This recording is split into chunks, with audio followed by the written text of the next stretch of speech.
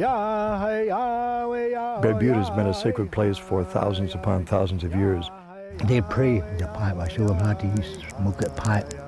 That's the way we open like a door to God and the spirits here.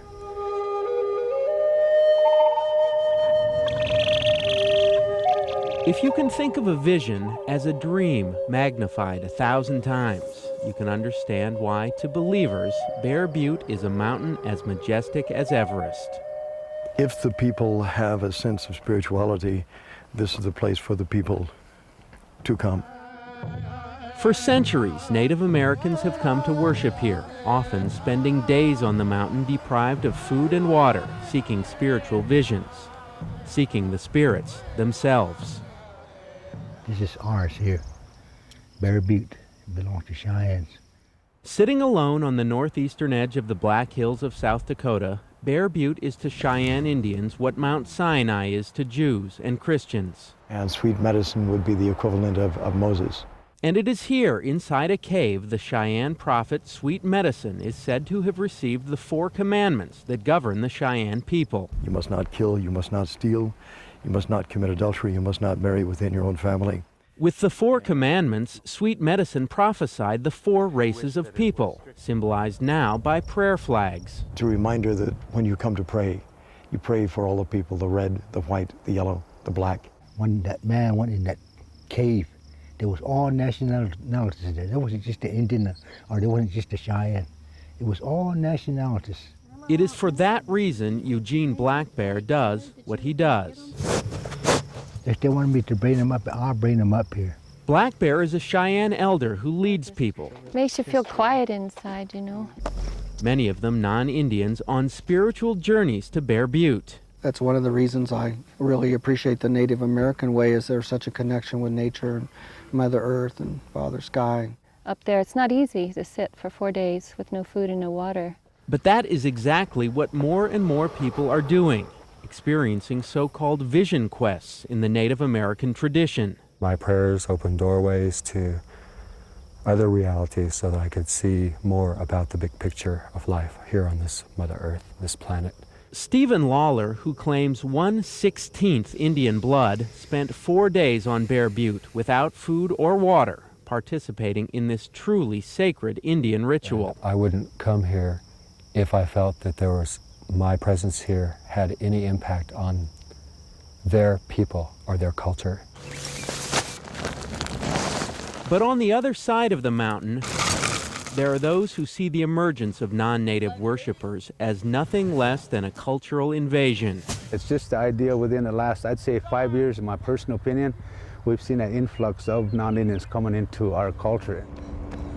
Joe Morissette is leading a group of Lakota children on a 500-mile prayer run through the Black Hills. You'll always will be a Lakota, and we want you to know your culture.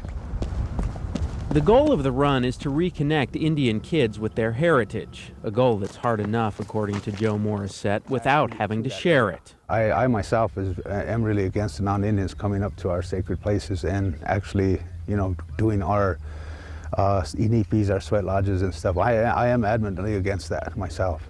But that is the reality of Bear Butte, which is now a South Dakota state park, complete with a set-aside spiritual campground with room for tents and sweat lodges. We're more spirits than bodies, and our spirits are all the same. Robert Yorga, whose lineage is Eastern European, came all the way from northeast Minneapolis to experience the spiritual mysteries of the mountain. And the mountain it has its own sovereignty, and that should be respected, and it's a gift that it's allowing us to be up here. Hey, you white man, you get out. We can't see that. They're all in there. So they got every right to come here and pray just like anybody else. In the end, believers say, the spirits will decide who is worthy of this mountain. And though the earthly debate may continue, few deny the spiritual power of Bear Butte, a lesson hard learned for a pragmatist.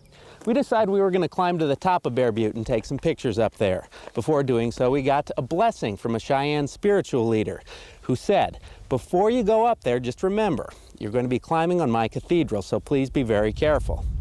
An hour and a half later, we reached the top, set up the camera and started shooting.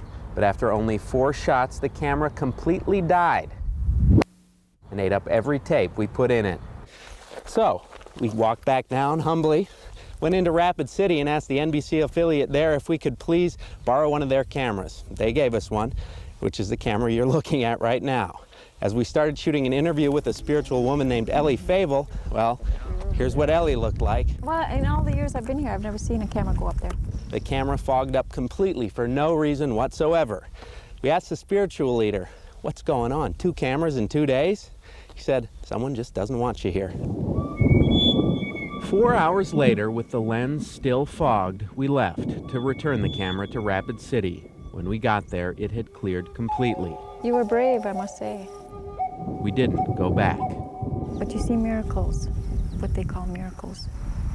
And it's for that individual alone to experience and to remember and to cherish. And to decide whether a miracle is a miracle or just an intense coincidence. Phil Johnston, KARE 11 News.